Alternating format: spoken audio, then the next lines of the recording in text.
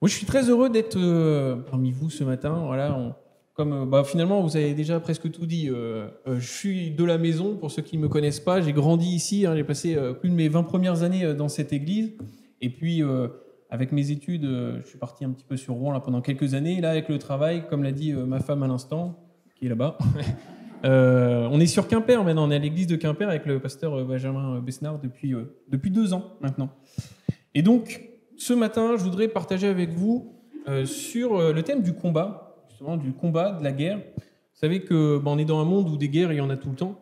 Différents types de guerres, différents types de combats. Il y a les combats physiques, forcément. On en entend beaucoup parler ces derniers temps. Ça se rapproche de chez nous. Ça fait longtemps que ce n'était pas si proche. Donc, la guerre en Ukraine, on entend beaucoup parler. Il y a bien d'autres types de combats. Il y a toutes les personnes qui combattent aussi. Ces derniers temps, on entend pour les ressources, pour la planète, pour le devenir de la planète. Tout ça, forcément, sont des combats qui sont menés, mais qui ne sont pas les combats auxquels Dieu nous appelle à participer. Nous, nos combats, ils sont spirituels. Sur tout ce qui est la planète, forcément, peut-être qu'on voit ce qui se passe, mais nous, la Bible nous dit qu'on n'a pas besoin de s'inquiéter du lendemain, et on sait déjà comment terminera l'humanité. Alors, qui est notre ennemi, à nous, finalement, dans nos combats spirituels? La Bible est claire, et Jocelyn en a parlé à l'instant, il nous a dit notre adversaire, c'est le diable. C'est le péché. Notre adversaire, parfois, ce sont des gens aussi qui vont se dresser contre nous à cause de notre spiritualité. Et puis, c'est parfois nous-mêmes, parce qu'on a aussi parfois des combats à mener contre nous-mêmes. C'est pas toujours évident d'essayer de résister à certains de nos aspects.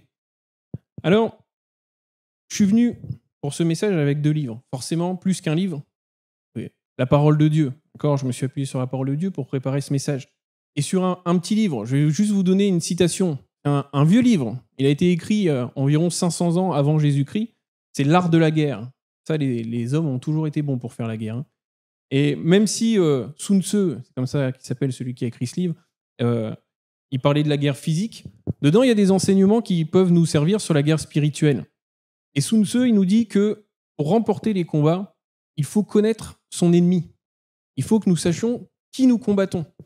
Et je vous lis juste ce petit passage de l'art de la guerre. Il nous dit « Si vous connaissez vos ennemis et que vous vous connaissez vous-même, 1000 batailles ne pourront venir à bout de vous. » Voilà, il faut qu'on connaisse notre ennemi, il faut qu'on se connaisse nous-mêmes. Si vous ne connaissez pas vos ennemis, mais que vous vous connaissez vous-même, vous perdrez une bataille sur 2. Et si vous ne connaissez pas votre ennemi et que vous ne vous connaissez pas vous-même, vous êtes en grand danger dans chaque bataille. Voilà ce qu'il nous dit. Et je pense que finalement, Dieu est d'accord avec le fait qu'il faille qu'on connaisse notre ennemi, puisque la Bible nous donne énormément d'indications sur qui est notre ennemi, sur comment il combat, quelles sont ses tactiques et comment le combattre.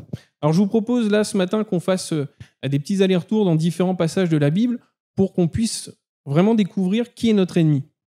Vous savez, c'est des choses parfois, en tant que chrétien, on n'aime pas trop parler du diable, de ce qu'il fait, de ses tactiques, mais c'est important, Dieu nous a donné quand même des indices, et puis rassurez-vous, le message d'aujourd'hui, c'est pas de dire « Oh là là, le diable est fort, oh là là, ce qu'il peut faire dans ma vie », pas du tout. Là, le message aujourd'hui, c'est de se dire comment il fonctionne, mais on va surtout voir que c'est notre Dieu qui est puissant, et que le diable, finalement, il est très très limité dans son action par rapport à notre Dieu. Alors, vous savez que dans la Bible, les noms ont beaucoup de significations. Il y a des noms qui peuvent refléter les aspects des personnes, qu'ils soient spirituels, physiques, psychologiques. Et les 2 noms qui sont le plus utilisés pour définir l'adversaire, le premier, c'est Satan. Et si nous, c'est traduit dans notre version française comme Satan, en grec, ça veut dire l'adversaire, l'ennemi. Voilà, son nom, déjà, il est significatif. Il nous dit bien que c'est notre ennemi, c'est notre adversaire. En hébreu, le terme qui a été traduit par Satan, c'est celui qui dit résister, s'opposer. Satan est vraiment celui qui a voulu résister à Dieu, celui qui s'oppose à Dieu et qui s'oppose à nous. Et le diable, le deuxième mot qu'on utilise beaucoup pour le décrire, ça a été traduit du grec qui voulait dire diffamer, calomnier, accuser, dénoncer. Voilà qui il est. Il est celui qui accuse, celui qui calomnie. Et la Bible nous donne quelques indices sur son début. Alors on sait, je passe rapidement dessus, mais qu'il a été créé par Dieu, que c'était un ange, et par orgueil, il s'est rebellé contre Dieu. Et dans cet orgueil, il a emmené d'autres anges avec lui qui ont été déchus. La Bible nous dit qu'il fut jeté sur la terre et ses anges avec lui. Alors il a bien d'autres noms. le diable, le Satan, d'accord, mais la Bible nous dit aussi parfois qu'il s'appelle le tentateur, le grand dragon, l'adversaire, l'accusateur, le prince de ce monde, le prince des ténèbres, le malin, le père du mensonge, bien des noms qui reflètent à chaque fois ces tactiques qui reflètent qui il est. Et Jocelyn, je reprends tes propos, tu l'as dit aussi, il est bien réel. Hein. Là, aujourd'hui, on nous dit, oh Dieu, le Satan, c'est des représentations, le bien, le mal. Non, la Bible nous dit que le Satan est bien réel et qu'il est bien sur cette terre pour essayer de nous éloigner de Dieu. C'est son but, c'est son objectif. Il combat Dieu, il a décidé d'haïr Dieu et il est le peuple de Dieu. Et il cherche pour cela, à travers différentes tactiques, à nous éloigner de lui. Alors, on va voir un petit peu ensemble, justement, quelles sont ces tactiques. Ces tactiques, je l'ai dit, donc il n'est pas seul. Hein. Il y a Satan, mais il y a aussi les démons qui sont avec lui, les esprits mauvais, tous ceux qui le servent. Et même parfois, on a des hommes qui le servent hein, sur cette terre. Ça peut nous paraître, pour nous, compliqué à comprendre. Hein, mais il y a des gens, vous avez déjà rencontré, je ne vous parle pas des charlatans qui vont utiliser là, des techniques, qui vont dire « je suis voyant », mais il y a vraiment des gens qui utilisent l'occultisme, qui font des choses occultes et qui servent le diable, qui sont à l'opposé de nos valeurs. Et vous savez que le diable, une de ses premières tactiques, hein, c'est la ruse. Dans la Bible, il est très souvent opposé à Jésus. Jésus, c'est la vérité. Jésus, c'est celui qui prêche librement le nom de Dieu, c'est celui qui a porté les choses de cœur à cœur. Et le diable, c'est celui qui utilise la ruse, c'est celui qui va se faufiler. Il agit rarement de façon directe. La Bible nous dit que c'est un professionnel du déguisement. Il fait toujours apparaître ce qui est mauvais comme bon. Il est là où on ne l'attend pas forcément. Dans 2 Corinthiens, on retrouve même cette notion. Il nous est dit que parfois, il se déguise en ange de lumière. C'est très fort hein, comme terme. Il se déguise en ange de lumière. Et c'est ce qu'on voit aujourd'hui. Vous savez, aujourd'hui, le monde est perdu. Quand on dit que le mal est appelé bien, le bien est appelé mal, qu'est-ce qui est bon, qu'est-ce qui est mauvais? Ce n'est pas nous qui déterminons. Hein. Ce n'est pas notre sagesse. C'est la justice de Dieu. Hein. Ce qui est bon et ce qui est mauvais, c'est écrit ici. Hein. Dieu a déterminé ce qui était bon et ce qui était mauvais. Et la sagesse humaine, les philosophes, voilà, tout ça influencé par Satan, ils refont ce qui est bon, ils redécrivent ce qui est bon, ils redécrivent ce qui est mauvais. Et forcément, ça va souvent à l'encontre de la parole de Dieu. Il y a une confusion aujourd'hui entre le péché et le pécheur. Aujourd'hui, quand on est enfant de Dieu et qu'on défend justement de ne pas pécher, les gens nous disent que c'est nous qui sommes à contre-courant. Les gens nous disent que c'est nous qui ne sommes pas amour. Je vous donne un exemple concret. Si on parle des thèmes qui sont très à la mode depuis quelques années, si on parle par exemple de l'homosexualité, Dieu nous dit c'est un péché. Dieu nous dit c'est mauvais, d'accord? Mais il nous dit pour autant, on n'aime pas le péché, mais on doit aimer le pécheur. Et les gens, sur cette terre, maintenant ils font l'inverse. C'est-à-dire qu'ils ne s'aiment pas forcément entre eux, mais ils vont vous dire, si vous n'aimez pas les homosexuels, si vous n'aimez pas l'homosexualité, c'est que vous êtes méchant, parce que c'est que de l'amour. Vous voyez où je veux en venir? Là, toutes les valeurs sont inversées. Et il y a plein de thèmes comme ça. Si on parle de l'avortement, l'avortement, aujourd'hui, c'est la liberté. On vous dit, mais c'est quand même bon que quelqu'un puisse faire son choix, qu'il soit libre de son corps. Vous voyez comment tout a été inversé? C'est les tactiques du diable, c'est sa ruse, le fait d'influencer, de faire passer pour bon ce qui est mauvais. Là, je vous donne des grands thèmes, mais c'est malheureusement comme ça pour de plus en plus de choses. Ne serait-ce que le mensonge. Je pense que là, si vous avez tous travaillé dans une entreprise, vous voyez à quel point le mensonge est présent. Et les mensonges, on va vous dire que c'est pas forcément mauvais. C'est pas forcément mauvais si c'est pour cacher quelque chose à quelqu'un. C'est pas forcément mauvais si c'est pour faire avancer l'entreprise. Toutes ces valeurs ont vraiment été inversées. Dans ce déguisement, vous savez, quand je vous ai cité tout à l'heure la Corinthiens, quand le diable se déguise en ange de lumière, il nous est dit aussi qu'il y aura des hommes qui feront passer des choses pour bon, qui prêcheront un autre Jésus, il nous est dit dans la parole. Ça, il faut qu'on se méfie aussi. Hein. Même parfois, il y a des gens qui vont se vendre comme enfants de Dieu, qui vont vous apporter des choses, mais ils prêchent un autre Jésus. Il faut vraiment qu'on prie par rapport à tout ça, nous, pour avoir le discernement, hein, pour pouvoir discerner ce qui est bon, ce qui est mauvais, et ne pas tomber dans les ruses du diable. Aujourd'hui, les gens, ils sont attirés par tout ce qui est mauvais. Vous parlez, il y a quelques années maintenant, quand je travaillais à Pôle emploi, une conversation entre collègues, ils me parlaient des planches Ouija. Vous savez, ces planches-là pour faire de l'occultisme, pour les esprits, des choses comme ça. Ça leur faisait peur. Ils sentaient qu'il y avait quelque chose de mauvais. Et pourtant, à la fois, ils disaient, mais qui n'a pas testé ça? C'était ça leur question. En fait, ils l'avaient tous fait une fois. Ils sentaient que c'était pas bon, mais ça les attirait. Et quand moi, je leur dis que j'ai jamais fait ça et que pour moi, ça, c'est le mauvais côté, il y a deux côtés, et l'autre côté, c'est Jésus. Là, il n'y a plus personne. Les gens sont tous prompts à tester l'occultisme, à tester les planches Ouija. Par contre, quand vous leur demandez de tester Jésus, de venir peut-être dans une église pour écouter le nom de Jésus, là, ça n'intéresse plus personne. Alors, le diable a vraiment amené notre monde à l'opposé des valeurs de Dieu. Autre tactique du diable, il faut savoir que le diable connaît la parole de Dieu. Et il s'en sert parfois pour la détourner et nous faire tomber. Vous savez, quand il dit a-t-il vraiment dit? Est-ce que Dieu a vraiment dit ça? Est-ce qu'il est vraiment écrit? Quand il essaie de tenter Jésus, il nous a dit qu'il l'emmène au sommet du temple et qu'il lui dit mais saute. Il lui dit il est écrit dans la parole, il se sert de la parole de Dieu, il est écrit dans la parole que si tu sautes, les anges vont venir à ta rescousse, en gros, pour pas que tu te blesses. Et Jésus lui répond, parce qu'il connaît bien la parole de Dieu, et Jésus lui dit il est écrit aussi, tu ne tenteras point ton Dieu. Donc il faut que nous connaissions la parole de Dieu aussi. C'est important de bien la connaître. Donc ça implique forcément de prendre du temps pour lire sa parole, pour étudier, d'écouter la parole de Dieu, pour ne pas tomber dans ces choses-là. Puisque concrètement, ça se traduit comment aujourd'hui? On n'est pas forcément emmenés, nous, en haut du temple. Mais vous entendez des gens, pareil, qui prennent la parole de Dieu, qui la déforment, qui sortent les textes du contexte. Ça ne veut plus rien dire et vous font dire tout et son contraire. Donc il faut vraiment faire attention à ce qu'on écoute. Vous savez, sur les réseaux sociaux, il y a vraiment de tout. Un jour, je me promenais dans les commentaires là, sur quelque chose qui parlait de Dieu, et il y en a un qui marque « Mais vous dites que Dieu est amour, mais il écrit dans la Bible que vous avez le droit d'avoir des esclaves et tout ça. » Je dis « Mais qu'est-ce qu'il me raconte? Qu'est-ce qu'il me raconte ?» Et je regarde le texte qu'il cite, et je vais chercher, et effectivement, ce texte est dans la Bible. Mais il a été mis complètement hors contexte. Là, il nous parle d'une parole qui avait été donnée au peuple d'Israël des milliers d'années auparavant. Forcément qu'aujourd'hui, Jésus ne nous dit pas qu'on peut avoir des esclaves et réduire des gens en esclavage. Et pour vous dire que le diable, parfois, se sert de la parole de Dieu, de petits bouts, on va dire, déformés, et il faut faire attention. Je vous mets en garde là-dessus, parce qu'aujourd'hui, justement, avec les réseaux, avec Internet, on peut aller voir et écouter beaucoup de choses, beaucoup de gens qui se disent parler de Dieu, mais il faut vraiment faire attention. Il faut vraiment faire attention. C'est bon, forcément, de prendre du temps, d'aller chercher des choses. Voilà. On est, par exemple, nous, dans un mouvement qui compte des centaines d'églises en France, qui a la même confession de foi. Si vous allez écouter des messages d'une église ou d'une autre, normalement, le message est bon. Mais faites attention parce qu'il y a vraiment de tout sur Internet. Et parfois, même si on a l'impression que c'est bon, c'est déguisé en ange de lumière, mais ce sont des mauvaises choses qui sont apportées. Et de toute façon, la Bible nous le dit, vous savez, dans cette parabole des terrains, Satan enlève ce qui a été semé. La parole de Dieu est semée parfois, et lui, il cherche à l'enlever. Une autre tactique utilisée par le diable, et ça a été très bien évoqué ce matin par le témoignage de Coralie, c'est le mensonge. La Bible nous dit qu'il est le père du mensonge.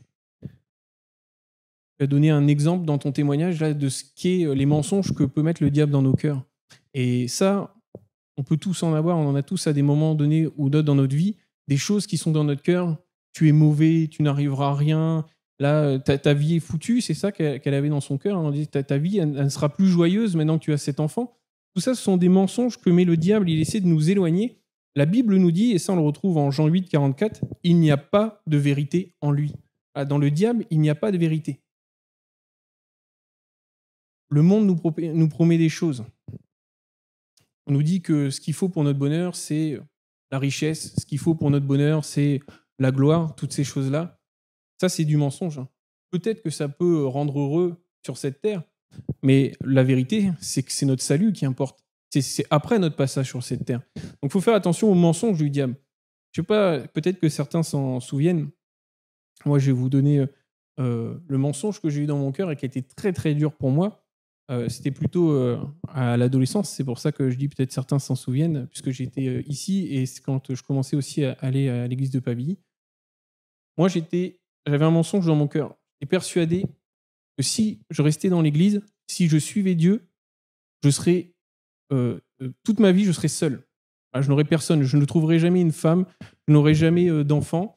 Et c'était vraiment quelque chose qui était fort en moi. C'est un mensonge que le diable a émis et ça m'a fait beaucoup souffrir, vraiment beaucoup, beaucoup souffrir. Je pense que pour le coup, mes parents s'en rappellent.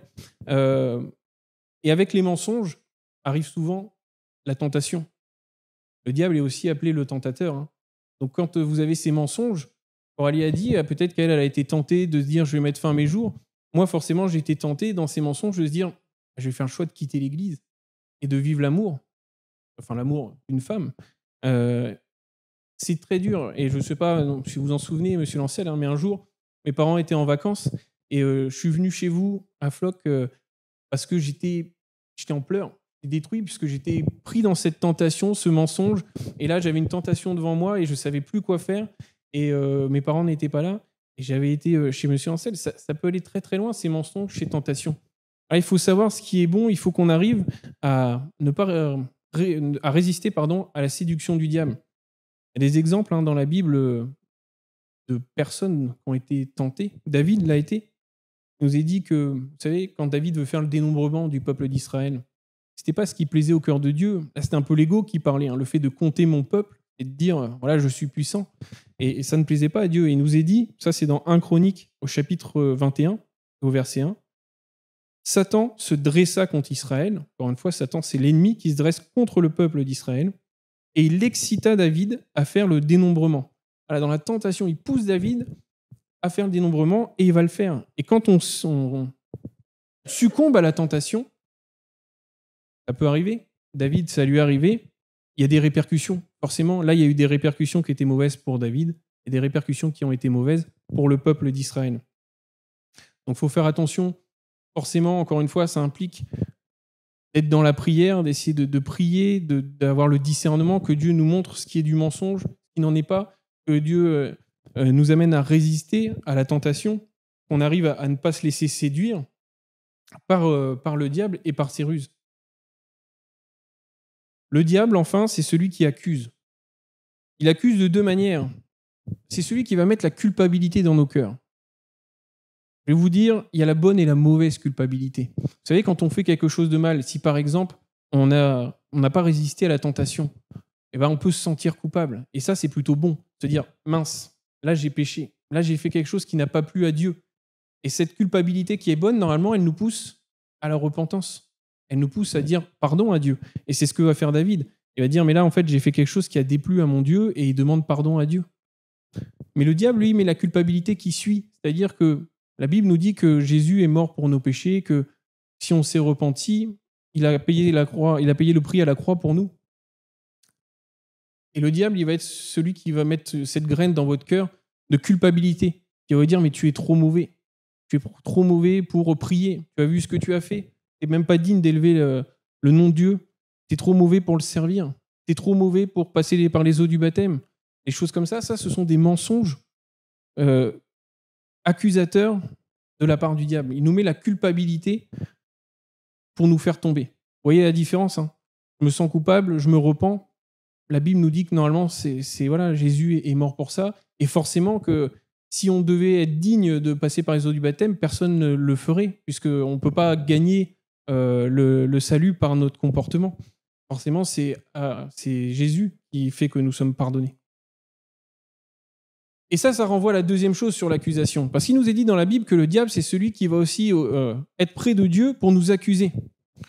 Quand on sera près de Dieu, on dira, mais je le connais, Alexis. Mais je le connais. Lui, il a fait ça. Et il a fait ça. Et là, à ce moment-là, je l'ai tenté. Et il est tombé. Il t'a désobéi. Ça, c'est le diable qui accuse. Mais la Bible nous dit surtout qu'on a un avocat. Et notre avocat, c'est Jésus. Et Jésus, lui, il sera là et il pourra dire, c'est vrai, mais le prix a été payé, la condamnation a été payée, j'ai pris le péché sur moi. Vous voyez, donc le diable accuse, mais Jésus sauve. Ce sont toutes les tactiques qu'utilise le diable pour nous faire tomber. Alors on pourrait se poser la question, c'est légitime de se dire, mais pourquoi Dieu laisse le diable agir? Alors on a deux éléments de réponse dans la Bible. Déjà, la Bible nous dit que les anges peuvent faire leur choix. De la même manière que nous avons notre libre arbitre, nous pouvons faire le bien ou le mal, nous pouvons essayer de suivre Dieu ou tomber dans le péché. Les anges peuvent aussi faire leur choix. Et le diable a fait son choix, il a fait le choix de résister à Dieu par orgueil. Et la deuxième chose, c'est qu'il nous est dit que les épreuves, il y en aura. Ça aussi, tu l'as dit, c'est pas parce qu'on est chrétien que nous n'avons pas d'épreuves. La Bible est claire et Dieu laisse parfois le diable agir parce qu'il nous est dit que dans l'épreuve, ça produit la persévérance et que la persévérance, ça nous amène à la foi. En fait, Dieu se sert du diable, même si à notre échelle, forcément, nous, on voit le mal, on ne comprend pas toujours, on ne peut pas comprendre les plans de Dieu. Mais même toutes les choses mauvaises que font le diable, en fait, elles servent les plans de Dieu. Et on va voir ses limites, justement. Parce que c'est important de se dire que là, malgré toutes les tactiques, tout ce que je vous ai dit, le diable est très limité. Déjà, il est limité par sa nature. Hein. Si moi, demain, je décide d'être ennemi de Dieu et de dire je vais faire du mal ou combattre Dieu, c'est pas pour ça que je serai un surhomme ou que j'aurai des super pouvoirs. Je resterai humain. Et le diable, il a été créé par Dieu, il a des limites. Et même s'il s'est rebellé contre Dieu, il reste pris par ses limites. Vous savez, parfois, là, les gens ont cette image de Satan qui combat Dieu comme si c'était d'égal à égal. Et ça, c'est pas du tout ce que nous dit la parole de Dieu. Hein. Elle nous dit que Satan, il est soumis à Dieu. Alors, je vous propose qu'on lise dans Job, au chapitre 1. On va prendre. Vous savez, quand on lit Job, c'est pareil, c'est un passage qui pourrait faire peur parfois, de se dire « Oh là là, mais tout ce qui lui est arrivé, mais qu'est-ce que le diable est puissant ?» Et finalement, vous allez voir, on va analyser et on se rend compte que ce qui est arrivé à Job, ça nous montre à quel point le diable est limité. Alors, je vous lis juste les premiers versets pour remettre le contexte. Il y avait dans le pays d'Uth un homme qui s'appelait Job. Cet homme était intègre et droit. Il craignait Dieu et se détournait du mal. Il avait 7 fils et 3 filles. Il possédait 7000 brebis, 3000 chameaux, 500 paires de bœufs et 500 ânesses. Il avait aussi un très grand nombre de serviteurs. Cet homme était le plus important de tous les nomades de l'Est. Donc là, un homme qui craignait Dieu, donc il était très bien sur le plan spirituel. Job était intègre et droit, nous dit la Bible. Et puis, tout se passait bien humainement parlant. Voilà, il avait beaucoup de biens, des enfants, tout se passait bien. Et je passe au verset 6.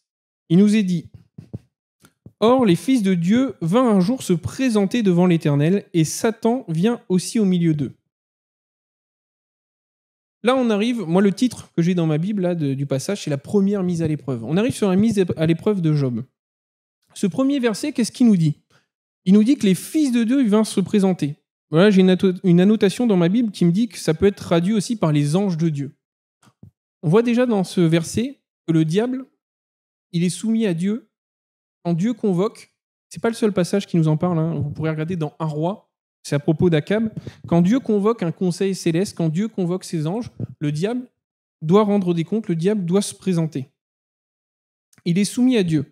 On continue. L'Éternel dit à Satan, « D'où viens-tu » Satan répondit à l'Éternel, « De parcourir la terre et de m'y promener. » Ça nous donne aussi une limite du diable. Le diable, il ne peut pas être partout à la fois. La Bible est claire là-dessus. Dieu est omniprésent. Dieu est partout. Dieu, c'est toute chose. Le diable, il est limité. Il est obligé de s'y promener. Il se promène sur la terre. Il ne peut pas être à plusieurs endroits à la fois. On le voit aussi dans le passage, quand il attend dans le désert, il attend le bon moment. Voilà, il ne peut pas être partout à la fois. D'accord, il n'est pas seul. Pour ça, on l'a dit, hein, il a des démons avec lui. Mais lui, en tout cas, est très limité sur ce point-là. On continue. L'Éternel dit à Satan, « As-tu remarqué mon serviteur Job ? Il n'y a personne comme lui sur la terre. C'est un homme intègre et droit, craignant Dieu et se détournant du mal. » Et Satan répondit à l'Éternel, « Est-ce d'une manière désintéressée que Job craint Dieu ? Ne l'as-tu pas protégé, lui, sa maison et tout ce qui est à lui ? Tu as béni l'œuvre de ses mains et ses troupeaux couvrent le pays. Mais étends ta main, touche à ce qui lui appartient, et je suis sûr qu'il te maudit en face. » Ce passage nous indique une limite du diable. Le diable n'a pas la connaissance de l'avenir. Le diable ne peut pas lire dans le fond de nos cœurs. Dieu, en fait, il permet tout ça, il sait ce qui va se passer. Il connaît le cœur, il connaît vraiment ce qu'il y a au fond du cœur de Job. Finalement, le diable, il est persuadé que Job, il l'aime juste par intérêt. Ok, il t'aime parce que tu le bénis, hein, mais on lui lève tout et tu verras, il va te maudire.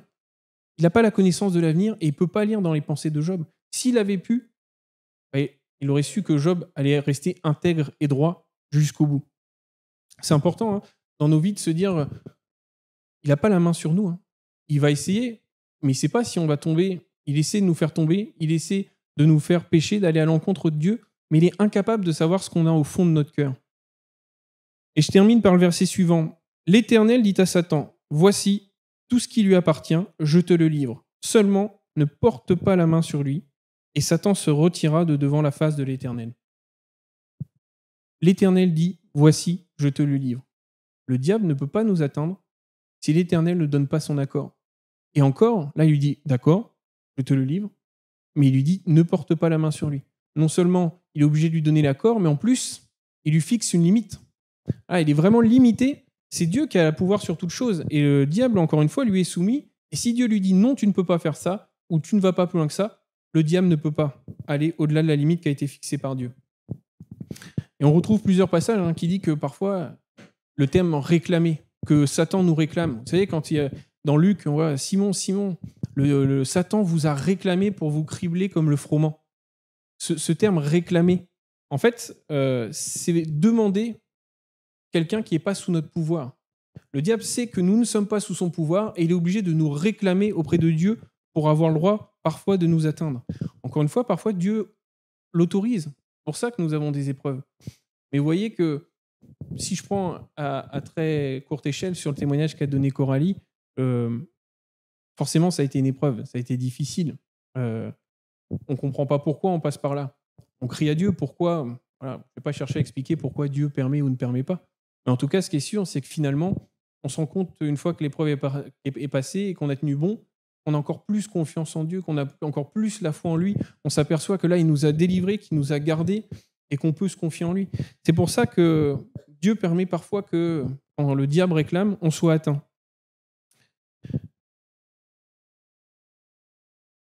On a aussi notre part à faire. Forcément, je vous l'ai dit tout à l'heure, quand on succombe à la tentation, quand on va vers le péché, on laisse de la place au diable. Si notre cœur n'est pas près de Dieu, si notre cœur est vide, il y a de la place. C'est ce qui est arrivé à Judas. Il nous est dit, or, c'est toujours dans Luc au chapitre 22 et au verset 3, or Satan entra dans Judas, surnommé l'Iscario, qui faisait partie des 12, et Judas allait s'entendre avec les chefs des prêtres et les chefs des gardes sur la manière de leur livrer Jésus. Ce terme-là, entrer, il entra. Alors, je sais pas, vous ne l'avez pas mis, pardon, c'est pas grave. Il entra dans Judas. Ça veut nous dire qu'en fait, c'est vraiment le terme qui signifie en grec entrer dans un lieu. Voilà, son cœur était vide. Judas, il avait beau avoir Jésus à ses côtés, qui était le meilleur. Il y avait le meilleur pasteur, finalement, à côté de lui, vraiment le fidèle. Et pourtant, comme son cœur n'était pas bon, comme son cœur était tourné vers autre chose, son amour n'était pas vers Dieu, vers Jésus, il y avait de la place. Il y avait de la place pour le diable. Et ça, la Bible nous le dit. Ne laissez aucune place au diable. Et je veux prendre le temps aussi de lire avec vous dans Éphésiens 6. Vous connaissez sans doute ce texte. Il nous parle des armes de Dieu. Éphésiens 6 au chapitre 11. Là, ça va nous décrire tout ce que Dieu nous a donné pour résister au diable. Quand je vous dis que nous aussi, nous avons notre part à faire, c'est que Dieu nous a donné des armes et il nous demande de combattre. Revêtez-vous de toutes les armes de Dieu afin de pouvoir tenir ferme contre les ruses du diable. Car nous n'avons pas à lutter contre la chair et le sang, mais contre les dominations, contre les autorités, contre les princes de ce monde de ténèbres, contre les esprits méchants dans les lieux célestes. C'est pourquoi prenez toutes les armes de Dieu afin de pouvoir résister dans le mauvais jour. La Bible est claire, il y a des mauvais jours. Et tenir ferme après avoir tout surmonté. Et oui, parce que même quand parfois ça va un peu mieux, on a du mal à tenir ferme, on a du mal à tenir bon, mais ces armes nous aident aussi. Tenez donc ferme, ayez à vos reins la vérité pour ceinture, revêtez la cuirasse de la justice, mettez pour chaussure à vos pieds le zèle que donne l'évangile de paix. Prenez par-dessus tout cela le bouclier de la foi, avec lequel vous pourrez éteindre tous les traits enflammés du malin. Prenez aussi le casque du salut et l'épée de l'esprit, qui est la parole de Dieu. Faites en tout temps, par l'esprit, toutes sortes de prières et de supplications. Veillez à cela avec une entière persévérance et priez pour tous les saints. Amen. Là, Dieu nous a donné des armes. Dieu nous a donné des choses pour combattre. On sait qu'il y aura des mauvais jours, mais non seulement nous ne sommes pas seuls, mais nous avons des armes. Nous avons la parole de Dieu, nous avons la prière, nous avons la justice de Dieu avec nous. Et c'est important. Il ne faut pas se laisser abattre. C'est sûr que dans les combats, ce n'est pas toujours facile. C'est sûr qu'il y a des combats où on a envie de crier à Dieu, juste pourquoi, mais sors-moi de là. Et d'ailleurs, c'est bon de crier à Dieu. La Bible nous y invite. Quand un malheureux crie, l'Éternel entend et il y répond. Voilà, il faut dans ces combats, dans ces choses, dans ces tentations, dans tous ces mensonges que le diable peut mettre dans notre cœur, euh, vraiment pouvoir tenir bon, prier à Dieu et pas se laisser aller. On pourrait être tenté, hein, parfois les combats sont durs. Les combats, il peut y en avoir tellement de toutes sortes. Ça peut être aussi bien la maladie, ça peut être dans les relations avec notre famille, ça peut être notre travail, ça peut être tellement de choses. Mais la Bible nous dit de tenir ferme, d'être persévérant. Et j'ai entendu les chants qu'on a chantés ce matin, j'ai entendu vos louanges. Combien de louanges ont dit Dieu est bon, Dieu est fort, c'est mon rocher, on est à l'ombre de ses ailes. Voilà, on a un Dieu puissant. Et le diable, finalement, il est, à côté de ça, il est rien, il est très limité. Et la Bible nous dit quelle sera sa fin. Sa fin est déjà programmée. Il nous est dit qu'il a déjà été vaincu. Il a été vaincu à la croix par Jésus. Que le Fils de Dieu est venu pour détruire les œuvres du diable. L'Apocalypse nous dit qu'il sera vaincu, enchaîné dans l'abîme pendant 1000 ans, il sera relâché pendant un temps, et que le diable finira dans les temps de feu et de soufre, où il sera tourmenté au siècle des siècles. Là, c'est le prix de la rébellion contre Dieu, c'est le prix de son orgueil. Le diable est déjà vaincu. Pendant un temps sur cette terre, je vous ai dit, il est le prince de ce monde, il continue de se déchaîner, il continue d'essayer d'écarter au maximum de la voie les enfants de Dieu, le monde, que le monde ne vienne pas à Dieu, mais il est déjà vaincu. Et oui, je termine, je conclus juste en vous disant deux choses. Voilà. Le diable, je vous le répète, n'est pas l'égal de Dieu. Le diable est soumis à Dieu. Toute action mauvaise de la part du diable a pour finalité de servir Dieu. Dieu se sert des bonnes choses comme des mauvaises choses pour faire avancer son plan. Un bon plan. Et puis je vous lis un dernier verset, si vous pouvez l'afficher, s'il vous plaît. Romains 8, 37. Romains 8, 37, ça nous parle de l'amour de Dieu. Gardez ça dans votre cœur. Ces versets nous disent « Mais dans toutes ces choses, nous sommes plus que vainqueurs par celui qui nous a aimés. Car j'ai l'assurance que ni la mort, ni la vie, ni les anges, ni les dominations, ni les choses présentes, ni les choses à venir, ni les puissances, ni la hauteur, ni la profondeur, ni aucune autre créature ne pourra nous séparer de l'amour de Dieu manifesté en Jésus-Christ notre Seigneur. » Amen. Voilà. Qui que ce soit qui se dresse contre nous, que ce soit le diable, que ce soit des gens qui l'utilisent, parce que parfois on a des gens qui se dressent contre nous simplement parce qu'ils n'aiment pas nos valeurs, parce qu'ils n'aiment pas Dieu, ils rejettent toutes ces choses-là. Qui que ce soit qui se dresse contre nous, rien ne peut nous séparer de l'amour de Dieu. Amen. Oui Seigneur, je veux te remercier mon Dieu, parce que tu es bon, parce que tu es grand. Je reconnais que tu es au-dessus de toute chose, je reconnais que voilà, tu as tes enfants dans ta main, quelles que soient les ruses utilisées par le diable, quelles que soient les tactiques qu'il utilise. Je sais que je peux me confier dans mon Dieu, je sais que Jésus-Christ l'a vaincu à la croix, et ça c'est merveilleux. Merci parce que tu nous protèges Seigneur, merci parce que tu es fidèle, merci parce que toi tu n'as aucune limite. Nous savons que toutes choses te sont possibles. On sait que, voilà, quels que soient nos combats, quels que soient les mensonges que le diable a mis dans notre cœur, nous pouvons nous confier en toi. Ce matin, je veux te prier pour mes frères et sœurs, Seigneur, qui sont peut-être perdus, Seigneur, qui ont peut-être des mensonges dans leur cœur, qui sont dans ces périodes d'épreuve, qui sont dans ces périodes difficiles. Je te prie vraiment pour que tu les aides à tenir bon. Je te prie vraiment pour qu'ils puissent se saisir de ces armes, que tu puisses nous aider à vaincre le diable, que tu puisses nous aider à vaincre nos épreuves, Seigneur. Et je te prie pour tous ceux aussi qui vont bien, qui sont dans ces bons moments, Seigneur, qu'on puisse tenir ferme, encore une fois, grâce à toutes les armes que tu nous as données. Merci, mon Dieu, pour tout ton amour. Amen.